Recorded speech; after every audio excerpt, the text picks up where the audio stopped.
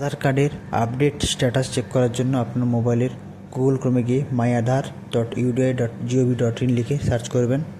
প্রথমেই যে সাইটটি আসবে ওখানে ক্লিক করবেন।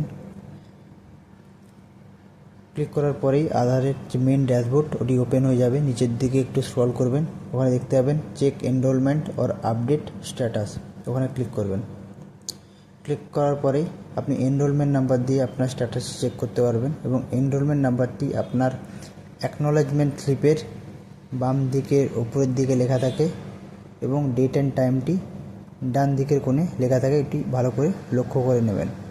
তারপরে ওগুলি দেখে দেখে প্রথমে এনরোলমেন্ট নাম্বার, তারপরে ডেট, তারপর টাইম দিয়ে নিচে ক্যাপচারটি ফিল আপ করে সাবমিটে ক্লিক করবেন। আপনি স্ট্যাটাসটা দেখতে পেয়ে যাবেন। এবং এইভাবেই আপনি যদি অনলাইনে অ্যাড্রেস চেঞ্জ করে থাকেন তো সেক্ষেত্রে এসআরএন নাম্বার পাবেন। এসআরএন নাম্বারটি একইভাবে এখানে ফিল আপ করে ক্যাপচার দিয়ে সাবমিটে ক্লিক করলেই স্ট্যাটাসটি দেখতে পেয়ে যাবেন।